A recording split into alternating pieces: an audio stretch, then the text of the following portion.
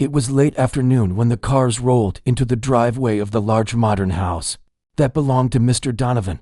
People often said that when he arrived anywhere, you could hear it before you saw it, his engines, his voice, and the way everyone around him suddenly stepped aside. He was well known in the city, not only for his money, but for the way he made everyone feel as if they never measured up. He liked talking about his achievements, his expensive belongings, and his lifestyle. What others called pride, he called confidence. Earlier that week, he hired a new maid named Lena. She had just moved into the city, hoping to earn something stable. She was not loud, not confident, and she did not try to impress anyone. She worked quietly, never spoken about her past, never explained what she used to do, and never complained. She simply made herself useful. On her first day, she walked through the house like someone wandering through a museum. The walls were covered with paintings she only saw on television. Every corner had something shiny, rare, or expensive. Even the floor reflected light like polished glass. She had lived in simple places all her life, so the house felt unreal to her. When Donovan came home that evening, he barely looked at her. He walked past as if she were part of the decoration. His assistant told her what to do, where to stay, and how to behave, and that was enough. But that day was different. Donovan had just returned from an event, still dressed in a suit, still speaking loudly into his phone about business matters. He entered the living room where a huge glossy piano stood near the window. The piano looked untouched, not a scratch, not a finger mark, nothing. Lena stood nearby, holding a cleaning cloth, waiting for instructions. Donovan ended his call, looked at her briefly, and said with a half smile, "Clean this piano properly. Be careful. This isn't like the cheap ones people learn on." His voice did not sound angry, but the tone was sharp enough to cut through her silence. She nodded gently. "Yes, sir." His assistant stepped beside him and said, "She knows how to clean delicate items. She has experience." Donovan gave a short laugh. "Well, experience is good, but this is not just an instrument. It cost more than her entire life savings." He didn't say it with humor. He said it like a fact. Lena lowered her eyes. She didn't argue, didn't defend herself, didn't explain anything. She had once known a world filled with instruments, music rooms, uniforms, and competitions, but that belonged to a part of her life that suddenly stopped years ago. She waited until both men walked away and the room became quiet. The piano looked beautiful, silver pedals, black surface so shiny it reflected her face, and large keys that seemed untouched for months. She began to wipe it gently, lifting the lid to reach the edges. While cleaning, her finger accidentally pressed a key. A soft note came out, light and hopeful. Something inside her reacted. It was like an old memory returning without permission. She paused, looked around, and pressed another key. The sound was richer, clearer. Then another key followed, and then another. She didn't mean to play a melody. It just came out of habit. Her hands remembered things her voice no longer spoke. When she was a child, her mother worked extra hours to buy her a small keyboard. She played on it until her fingers learned pieces she never thought she could play. Later, she earned a chance to study at a music academy. For a short time, her life was full of hope, performances, teachers who praised her, and dreams that reached far beyond her small home. But dreams could break faster than bones. Her mother fell sick, bills came, work became difficult. One expense led to another, until the music fee was impossible to pay. They sold everything they could. The academy seat she worked for slipped away from her hands, and so did the music. She helped at small jobs and never went back to the life she was building. That is why she stayed quiet now. Music did not belong to her anymore. She simply cleaned the homes of people who could afford what she once held close to her heart.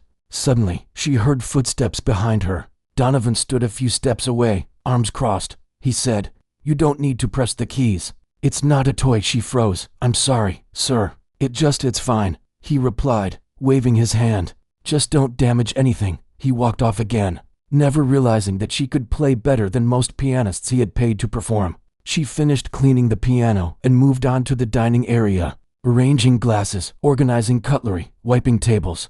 Her routine flowed quietly. Others moved around her, chefs, assistants, guests coming and leaving, but she felt invisible. Night came early.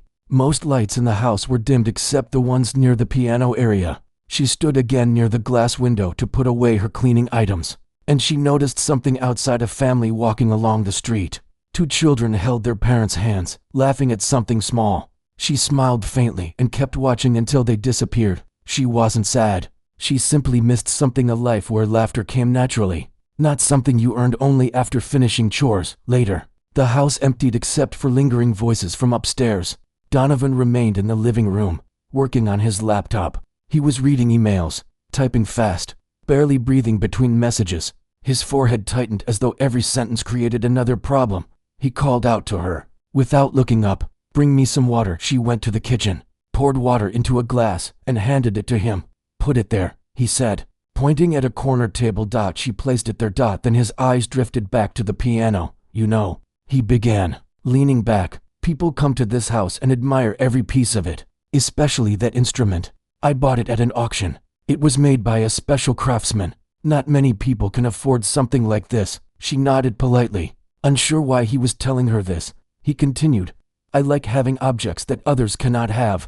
It reminds me that I built my success from zero. If people around me don't appreciate quality, I don't keep them around." He didn't say this to insult her, at least not directly, but the message was clear. She said, softly, "It looks like a very valuable piano." He smiled, pleased. "It is." He turned back to his laptop. She stepped away slowly and headed to the hallway. She could hear faint piano sounds echoing in her memory, but none played now. Everything returned to silence. Before leaving, she looked at the instrument again. There was something strange about that moment, not sadness, not regret, just a quiet acceptance. She had touched the keys for only a few seconds, but that was enough to remind her that a person can lose something without ever forgetting how it felt. She walked into her room, a small space meant for staff, sat on her bed, and folded her hands. She whispered to herself that life was not always fair, but at least she still had the memory of what she once loved. Upstairs, Donovan continued working. He was satisfied with his life, proud of his house, and unaware that the person dusting his furniture had a talent worth more than the instrument itself. And so the first night passed, one person thinking about business plans and deals, and the other trying not to think about a dream she once held close. Neither of them knew that a day was coming when silence would break, truth would surface, and the piano that sat quietly in a corner of the room would become the reason their lives ch. The morning light slipped through the curtains and rested gently on the hallway walls. It was quiet in the house, the kind of quiet that almost made the large home feel empty. Lena stepped out of her room and began her work. She moved slowly, partly because her body was still tired, and partly because her thoughts had stayed awake long after she tried sleeping. She had dreamed of piano keys again.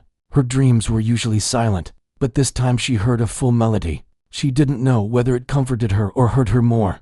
She fixed the living area first, straightened cushions, wiped glass tables, ranged flower vases.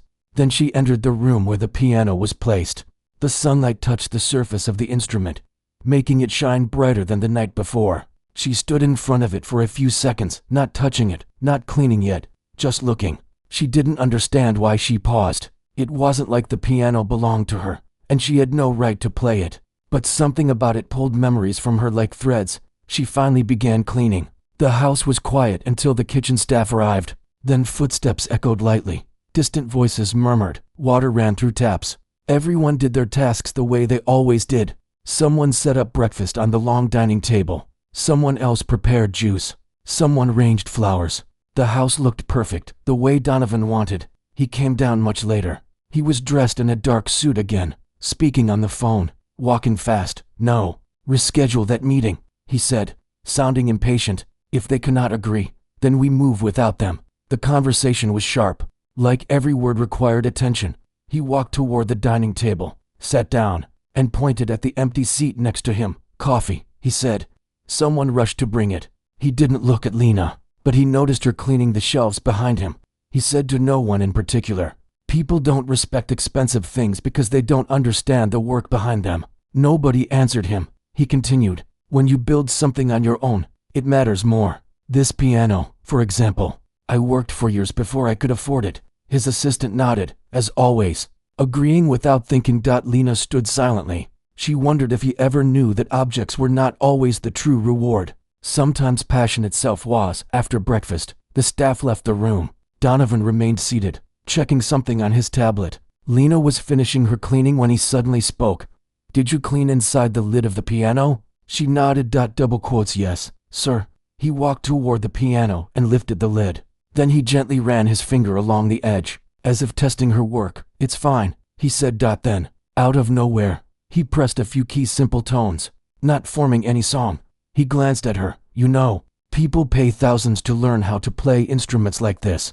Music is expensive." She lowered her eyes. "Yes, sir." He smirked. "Well, I assume you never took lessons." "It's not something most people get to do." She did not defend herself. She simply answered, "No, sir," even though deep inside, she had years of lessons once. He walked away again, satisfied with himself. When he was gone, she sat on the small bench beside the piano, not to play, just to rest.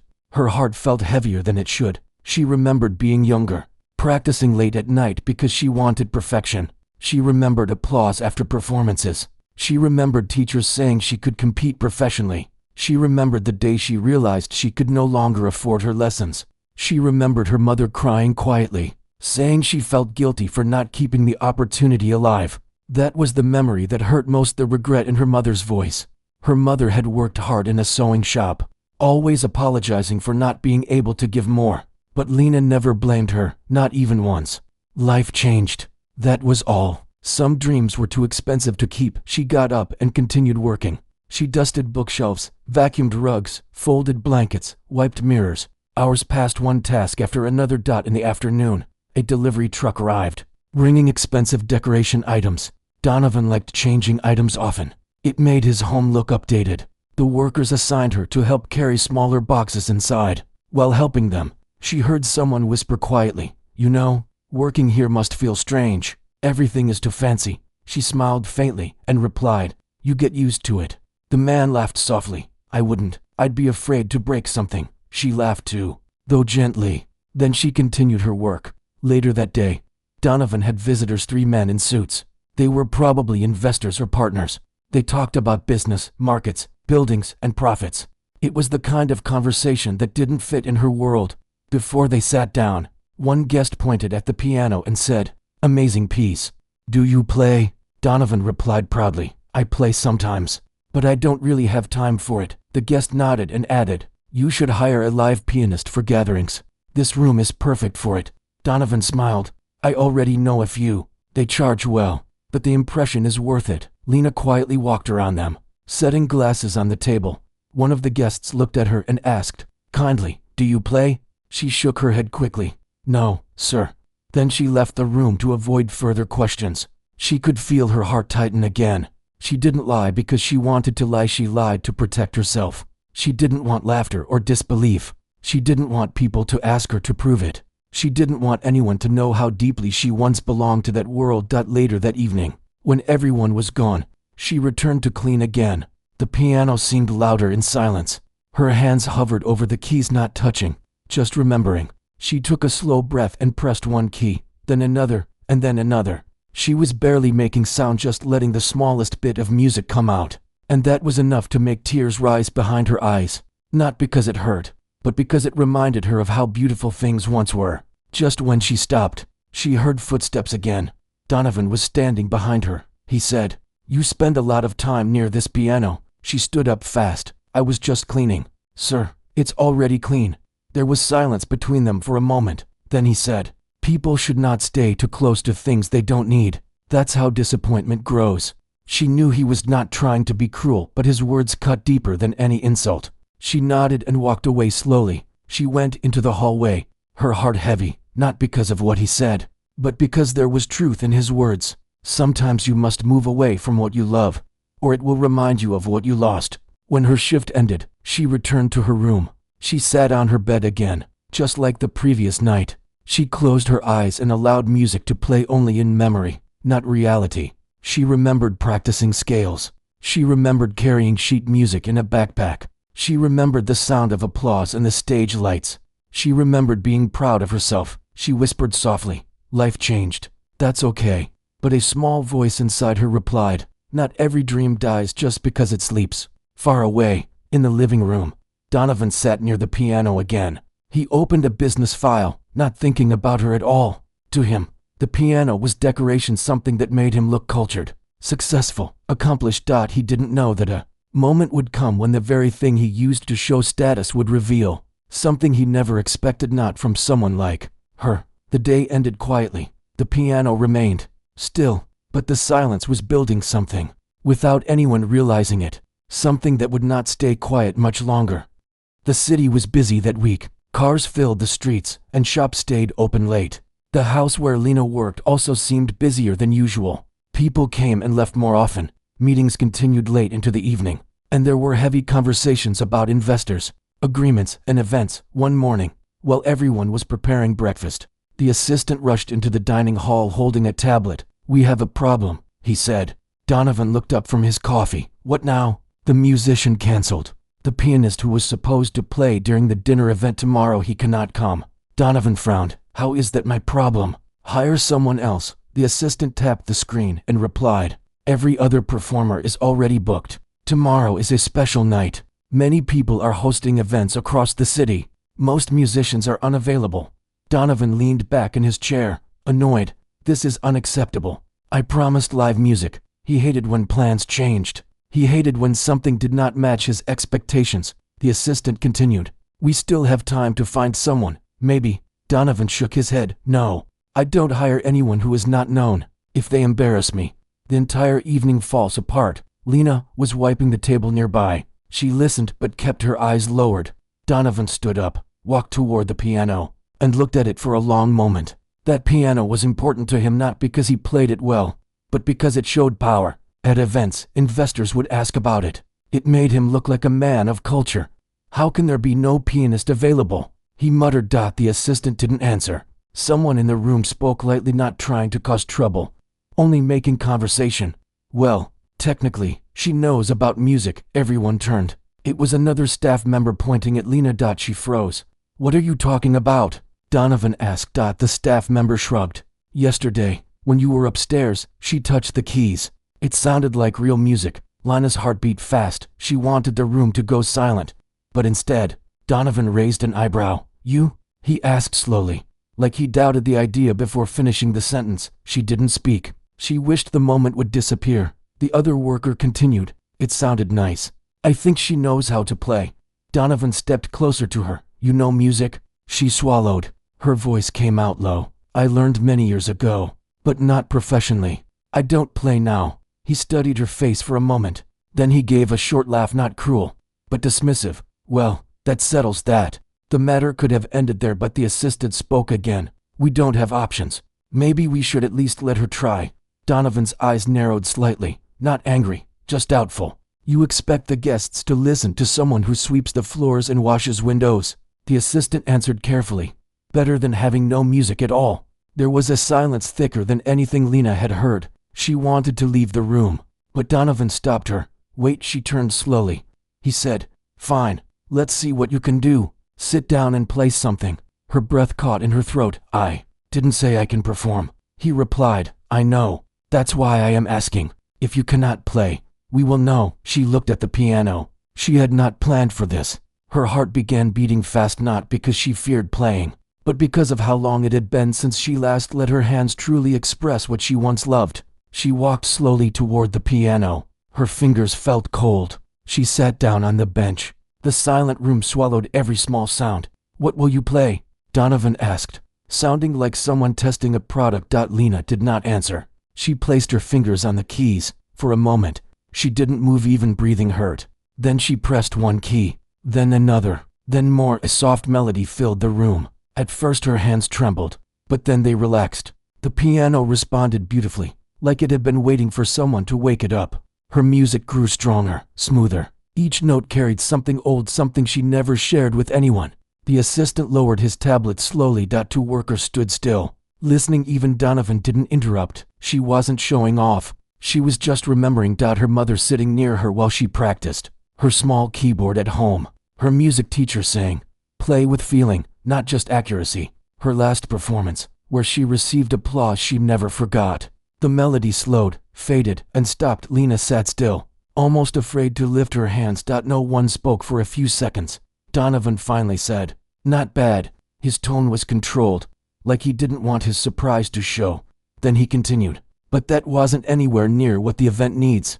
That was too emotional. People want something elegant, something professional." He walked closer. "Can you perform without mistakes?" Her voice remained soft, I haven't practiced for a long time. He gave a half smile. Well, if you embarrass me during the dinner, you will have to take responsibility. She looked at him. What responsibility? You will lose your place here. Her chest tightened. He added casually, but if you do well, I will think about increasing your pay. Then he waved his hand. You may continue working. She stood slowly. Her legs felt weak. She walked out of the room with her heart shaking. In the hallway, another worker whispered, "Why didn't you tell us you could play?" She just smiled lightly and answered, "There was no reason to." All day, she cleaned, folded laundry, organized items, but her mind was not present. Every step reminded her of the coming night.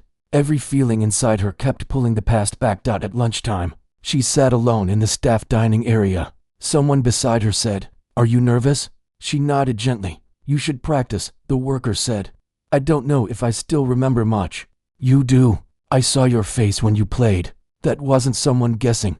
The words surprised her not because they were kind, but because they recognized truth. She kept thinking, if she played well, nothing bad would happen. If she failed, she would lose her job. But deeper than that, it wasn't about losing the job, it was losing the last thing connected to her dream. She knew she had talent once, but talent left unused can fade like paint in rain. Evening came.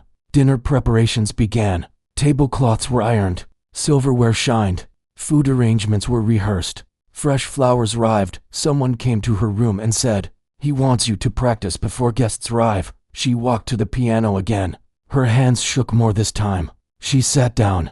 The staff stood far away. Pretending not to watch, she played something slow first, just scales, not a song. Then she shifted to a piece she remembered. Her fingers hesitated at some parts. Her breath kept pausing, but the tune flowed. Familiar patterns returned. Donovan walked in halfway. "That sounds better," he said. "Just don't get emotional. Play confidently." Her fingers froze. She looked at him. "Music is emotional," she said softly. "That depends on who plays it," he answered. He left again. She continued practicing, but something felt strange. She didn't like performing because someone wanted perfection. She wanted to play like she used to by heart. Night fell. Guests arrived. Expensive perfumes filled the air. Laughter echoed through halls. People in elegant clothes walked gracefully through the living room. The long table was full. The atmosphere looked like a celebration. There was polite conversation, polished smiles, important business people greeting each other. Then Donovan stood near the piano, tapped his glass lightly, and said, "Ladies and gentlemen, tonight's dinner will include live music." People clapped softly, "And someone special will play," he announced. Turning toward Lena, every face turned. Lena walked to the piano. The sound of her steps felt louder than footsteps should be. She sat down. She remembered the days she dreamed of performing. She remembered warm applause. She remembered hope. She also remembered losing everything. She placed her hands gently on the keys. Everything inside her was silent, not her fears, not her memories, not her future. Just silence. Then she began. The first notes were soft, but steady. Slowly, the tune opened up. The music filled the room, not loud, but full. Her hands flowed without thinking. She didn't perform for Donovan. She didn't perform for guests. She didn't perform for approval. She performed for the person she once was. Someone who loved music before life interrupted. Conversations died. Heads turned. People listened, not because she looked impressive, but because her music carried sincerity, not show. The tune rose higher, then softened, then returned stronger. It was calm, gentle, emotional but controlled. When she finished, no one moved. Then gentle applause came, not dramatic, but real. Donovan stood with a surprised expression. He wasn't smiling, but something inside him shifted. He said quietly, "Better than expected." The guests nodded in agreement. One guest asked, "Where did she train?" Donovan opened his mouth but realized he didn't know. Someone else asked, "She plays beautifully. Why is she working here?" Donovan didn't answer, but inside, a question formed, one he hadn't thought before. What kind of person dusts floors but plays like that? He dismissed the thought quickly. Later, when guests moved to eat, Donovan walked to her. "You will play again later," he said. "That went well. Don't fail next time." She nodded. He added, "Maybe I underestimated you." Then he left. She stood beside the piano. Her heart didn't beat from fear anymore. Something else had awakened, the part of her that she believed was gone. She didn't know what it would bring, but for the first time since she arrived, she felt visible. The dinner room was alive with quiet excitement. Candles flickered on the table, casting soft shadows across faces that were carefully made up and dressed in their finest clothes. The room smelled faintly of flowers and polished wood, mingling with the aroma of carefully prepared dishes. Guests laughed politely, sipped wine, and exchanged polite greetings. But underneath the calm surface, an air of expectation lingered. Everyone knew there would be live music, and they were curious who would play. Lena stood beside the piano, hands folded loosely in front of her. Her heart thumped in a rhythm she had not felt in years. She could feel the eyes of every guest on her, though she kept her gaze low. She took a deep breath and reminded herself to focus on the keys, not the people. She had performed before, but never for such an audience. Never in a room so large, filled with people who expected elegance, perfection, and showmanship. Donovan leaned against the doorway, arms crossed. His usual confidence was tinged with curiosity. He did not fully understand what Lena could do, and he found that realization, though he would never admit it, slightly unsettling. He had assumed he knew everything about his house, his staff, and the people around him. But this quiet maid had already defied his assumptions once. Could she do it again? Lena sat down at the piano, her fingers hovering over the keys. She closed her eyes for a moment, letting her mind drift back to the lessons she had taken years ago, the hours she had spent practicing, the sweat and tears that had gone into perfecting her touch, the late nights when she stayed awake just to play one more piece until it felt right. All of it came rushing back, and in that instant, she realized that she had not forgotten. She had simply been waiting for a moment like this. She pressed a key. A single note rang out clearly, filling the room with a sound that was both gentle and strong. She started with a simple scale, allowing her hands to remember their movements. The guests glanced at each other, uncertain at first, but intrigued. The assistant who had first suggested her noticed the subtle shift in the room. The music was different. It was not mechanical or rehearsed. It had life in it. Lena moved to a piece she had once loved. Her fingers danced over the keys, effortlessly finding their place.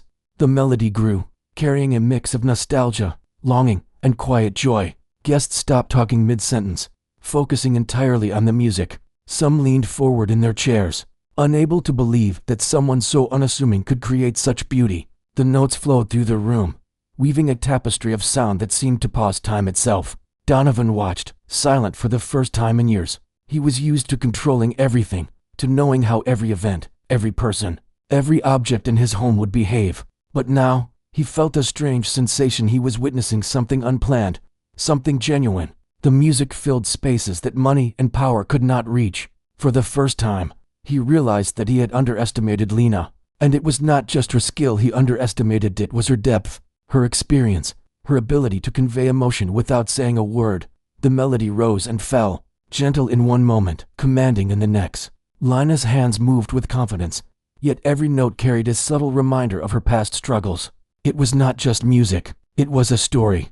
The room seemed to breathe with her, each note resonating with those who listened carefully. Even the most serious investors softened, their faces revealing emotions they did not expect to show in a formal setting. One of the guests whispered to another, "Who is she? Where did she learn to play like that?" The others shook their head. "I don't know. She's remarkable." Lena was unaware of the conversation. She was entirely present with the piano, entirely absorbed in the sound and rhythm. Every note reminded her of why she had loved music in the first place. Not for applause, not for recognition, but for the feeling it gave her, the sense of connection to something larger than herself. Donovan could feel the tension in his chest. Pride, surprise, and admiration mixed in a way that left him momentarily speechless. He had always thought of the piano as an object of status, something to impress his guests. He never imagined it would become a vessel of raw talent, of genuine human expression. He realized that Lena was not merely a servant in his home, she was an artist, and the piano was her instrument. The music shifted again, slower this time. It carried a quiet sadness, a hint of longing, but it was not despair. It was the kind of music that spoke to memory, to the things one had lost and hoped to regain. Some guests closed their eyes, letting the sound fill them. Others leaned forward, listening intently, feeling the weight of the melody in ways they had not anticipated. The room was silent except for the music, as if even conversation had paused to honor it. Minutes passed, though it felt like hours. Lena played without hesitation, without thought of approval or judgment. The fingers that had once learned and lost so much now moved with the grace of someone who understood that talent does not disappear, it waits, quietly, until it is needed. Each note was deliberate, full of emotion, yet perfectly controlled. When she finished, the silence hung for a moment, heavy and complete. No one clapped immediately. They were stunned, almost unsure how to react. Then, slowly, applause began, soft at first, then growing louder. Some guests stood. Some wiped tears from their eyes. Others whispered words of admiration to each other. The room had changed. Something intangible had shifted. It was no longer just a dinner party, it was a moment of shared experience. Something rare and unforgettable. Donovan exhaled slowly. He had expected a simple performance, a polite nod to tradition, perhaps a background sound while guests spoke. He had not expected to be moved, to feel a strange mixture of pride, guilt, and awe. He realized that he had treated Lena as someone beneath notice, yet she had shown him something that money and status could not buy: authentic talent, courage, and grace under pressure. He stepped forward, approaching the piano. His face was unreadable, but his voice held a note of respect. "That was impressive," he said quietly, almost to himself. He was careful not to reveal too much emotion, but even he could not deny the truth. Lena had done more than play notes. She had told a story, brought the room together, and reminded him that talent does not always announce itself with wealth or title. One of the guests, still clapping, asked Donovan, "Who trained her? Which conservatory did she attend?" Donovan hesitated. She is self-taught," he finally said, unsure why he felt compelled to explain. The words sounded inadequate even to him. How could he explain that she had once studied formally, only to leave behind that world, yet retained all of its skill and depth? Lena sat quietly, her hands resting lightly on the keys. She had not played for attention or recognition. She had played because she needed to remember herself, to reclaim a part of her identity that life had tried to take from her. And now, without words, she felt seen in a way she had not in years. The guests moved on to dinner, conversations resuming, but the energy in the room had changed. There was a sense of wonder lingering, a quiet acknowledgement that something extraordinary had happened. People did not talk about business or investments. They talked in whispers about the music, about the emotion, about the skill that had quietly filled the room.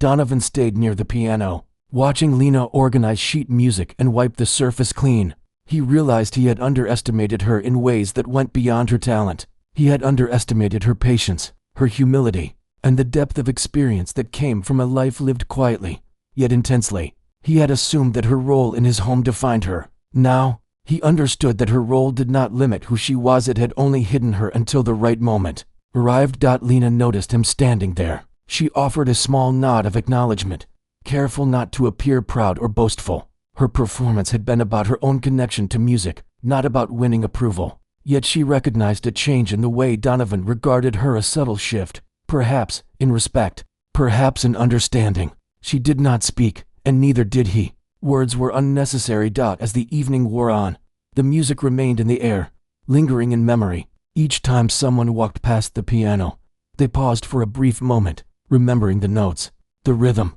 the feeling.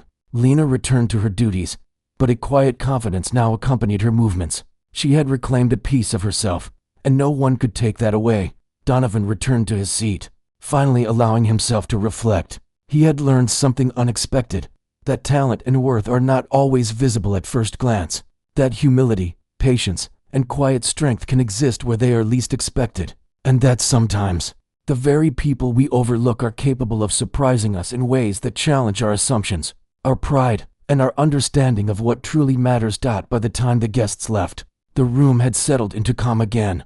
The piano remained, its polished surface reflecting the soft candlelight. Lena stood beside it, her fingers brushing lightly over the keys. The memory of the performance lingered in her mind, a reminder of the courage it had taken to step forward, and the power of embracing what one loves, even when the world seems indifferent. Donovan walked past her, quietly thoughtful. He had no words of praise, no grand gestures, only a silent acknowledgement that he had witnessed something rare, something meaningful, something that would stay with him long after the evening ended. And in the morning after the dinner, the house felt quieter than usual. The echoes of the previous night's music still lingered in Lena's mind. Even the walls seemed to hold the memory of the melody she had played. For her, the piano was no longer just an object in the room. It had become a reminder of what she could do, what she had never really lost, and what she could choose to embrace again. She entered the living room to find Donovan sitting near the piano, unusually still, staring at the polished black surface. His hands rested on the edge, but he was not touching the keys. He seemed lost in thought, quiet in a way that was rare for him. Usually, he moved with purpose, spoke with authority, and filled every space with his presence. Today, however, he was different. When Lena approached, he looked up. For a moment, he hesitated, as though unsure how to begin.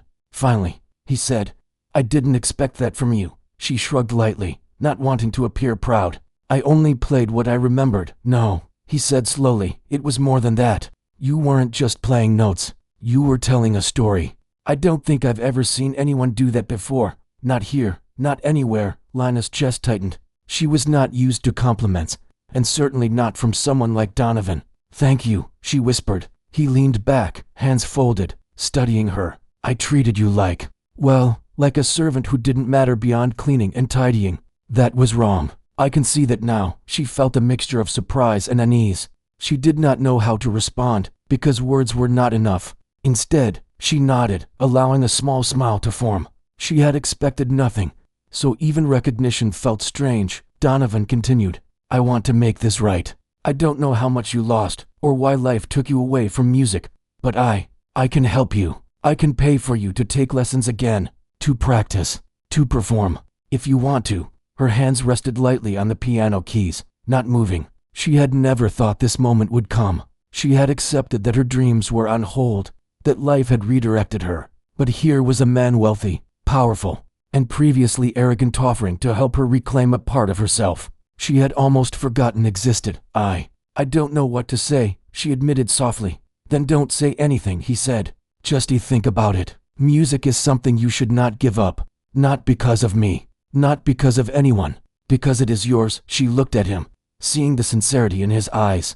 He had always been a man who measured worth by wealth, appearances, and results. Yet here he was, recognizing talent and effort without any expectation of profit or advantage. It surprised her and, in some way, it gave her hope. The next days passed with a quiet rhythm. Lena continued her work, dusting, organizing, preparing rooms, and attending to tasks. But the house felt different.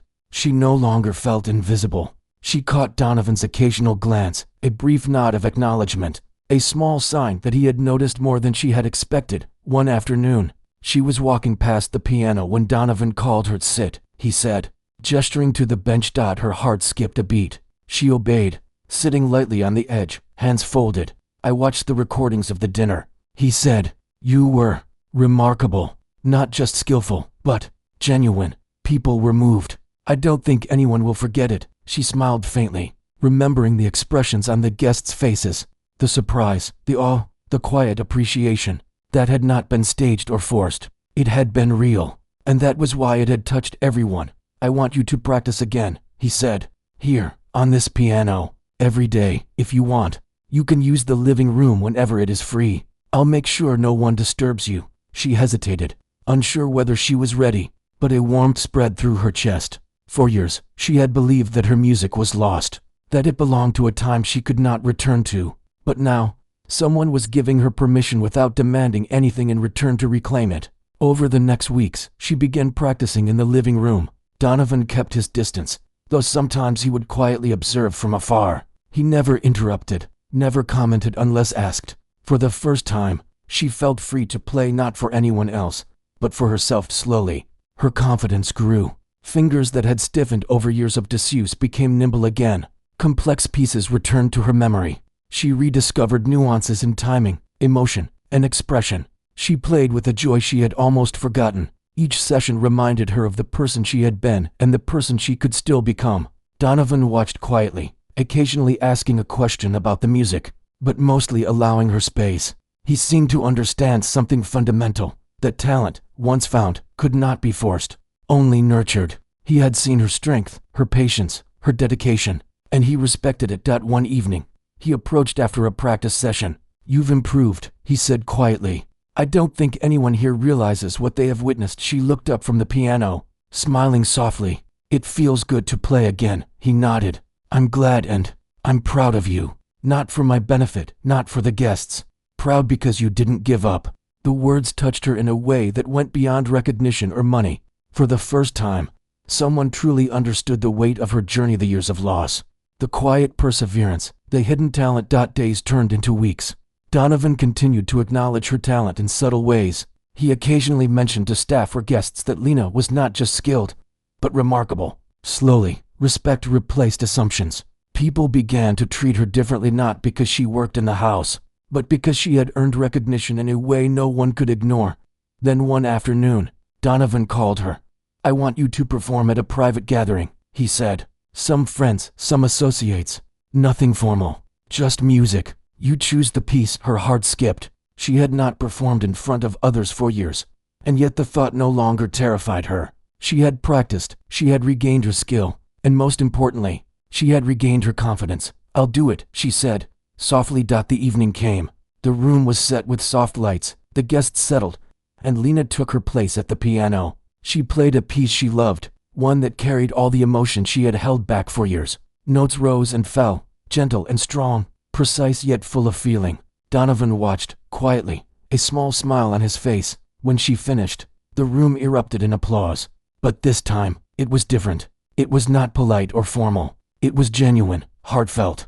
People were moved, not just by the technical skill, but by the honesty in her music. Donovan stepped forward, leaning slightly toward her. "That was extraordinary," he said softly. I underestimated you once." "Never again." She smiled, a mix of humility and quiet pride. "Thank you," he nodded. "You've earned your place.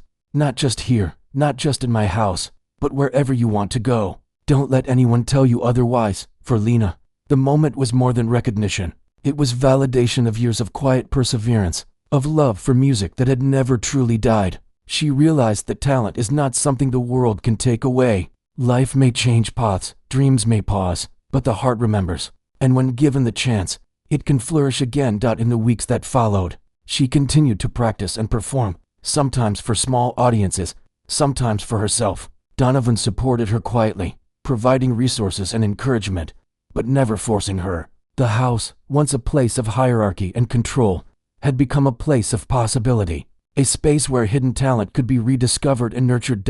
And for Donovan, the change was subtle but profound. He had learned humility, the value of recognizing talent beyond appearances, and the importance of giving people the opportunity to rise. He realized that wealth and status could impress many, but true admiration comes from seeing someone's skill, passion, and heart in action. Lena often sat at the piano alone, letting her fingers wander across the keys. She thought of the years she had lost, the struggles she had faced, and the moments when she had almost given up. And yet, she also thought of the night she had performed for the first time in Donovan's house, the surprise in his eyes, and the quiet encouragement that followed. It reminded her that life can change in unexpected ways, and that the courage to step forward can transform both the doer and those who witness it. By the time the season changed, Lena had not only regained her skill, but had also regained a part of herself that she had thought was gone forever. Donovan had come to respect her in ways he had never expected, and she had learned that talent, once truly recognized, has the power to change perceptions, open doors, and even heal old wounds. The house, once a symbol of power and control, now held music in its walls. It held stories of resilience, of hidden strength, and of dreams that had been paused but never lost. And Lena, sitting at the piano, knew that this was only the beginning of a life where she would never again underestimate what she could achieve. The piano, polished and gleaming, stood as a silent witness to her journey, and every time her fingers touched the keys, it told a story not of wealth, not of status, not of expectation, but of the courage, talent, and heart of a young woman who refused to let life silence her. From that day forward, both Lena and Donovan carried a quiet understanding. He had learned humility, she had reclaimed her voice, and the house itself had become a place where respect, talent, and opportunity could coexist. It was a small world in one large home, but it was enough to change lives, one note at a time. And so, the story ended.